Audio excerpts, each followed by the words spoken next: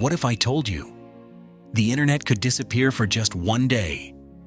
And by the end of it, planes would be grounded, hospitals would lose patient records, banks would freeze billions of dollars, and millions of people would have no idea what to do with themselves. No signal, no Wi-Fi, no connection, just silence. Sounds impossible, right? It's not. And in the next 8 minutes, I'm going to show you exactly what would happen hour by hour if the internet shut down for just 24 hours. Some of this will scare you. Let's go. Part 1. The first hour. It starts quietly, almost peacefully. At 12 a.m., the internet goes dark. No warning, no explanation, just gone. For the first few minutes, most of the world doesn't even notice. People are asleep. But somewhere, a delivery driver's GPS freezes mid-route. A late-night worker's video call drops and never reconnects. A teenager scrolling social media at 2 a.m. stares at a screen that refuses to load again and again and again. By 1 a.m., something strange happens. Stock markets that trade after hours, the ones run entirely by algorithms, go completely silent. Billions of dollars in transactions simply stop. No error message, no warning, just frozen numbers on a screen that used to move every second. Meanwhile, halfway across the world, a cargo ship carrying thousands of containers loses contact with its tracking system. The company managing it has no idea where it is. Not because it's lost, but because the invisible thread connecting it to the rest of the world just snapped. This is only hour 1. It gets worse. Part 2. The morning collapse. As the sun rises, the real chaos begins. Alarms don't sync. Smart homes don't respond. Millions of people wake up to devices that simply refuse to connect. Thermostats stuck on the wrong temperature. Smart locks that won't open.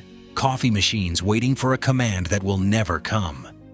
But that's the small stuff. At hospitals, monitoring systems that rely on cloud storage start losing real-time patient data.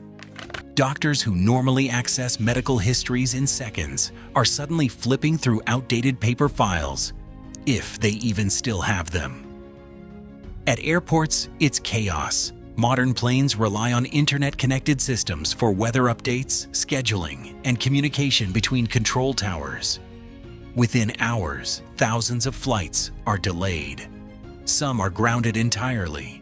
Passengers sit in terminals, phones useless, staring at departure boards that haven't changed in hours.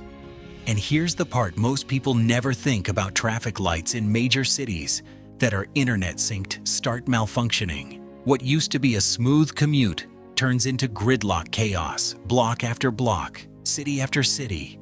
Even schools feel it. Millions of students who rely on online classes and digital assignments find themselves staring at blank screens, unsure if class is even happening. Teachers scramble to remember lesson plans they haven't written on paper in years. This is hour 3. There are 21 more to go. Part 3. Money stops moving. Now let's talk about something that affects literally everyone: money. Banks today don't just store your money. They move it, verify it, and protect it all through the internet. The moment the internet goes down, ATMs stop dispensing cash. Card payments get declined everywhere: supermarkets, gas stations, pharmacies. Cash becomes the only thing that works, and suddenly, the person with $100 in their wallet is richer than the person with $50,000 in their bank account they can't access. Online businesses, the ones that make up trillions of dollars in global trade, go completely silent. No orders, no deliveries, no customer support. Every single e-commerce platform on Earth just stops existing for the day. And for millions of small business owners who rely on digital payments to survive, this one day could mean the difference between staying open and shutting down for good. Even something as simple as buying groceries becomes a gamble.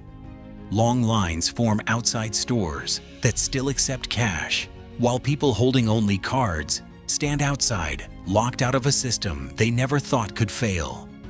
For the first time in years, cash, the thing everyone stopped carrying, becomes the most powerful currency on Earth. Part 4. The silence that breaks people. Here's where it gets personal. Right now, in this exact moment, someone somewhere is video calling a family member they haven't seen in years. Someone is messaging a partner living in another country. Someone is checking on an elderly parent through a smart camera because they can't be there in person. All of that stops. No calls, no messages, no way to know if the people you love are safe. Psychologists say the first few hours would bring anxiety.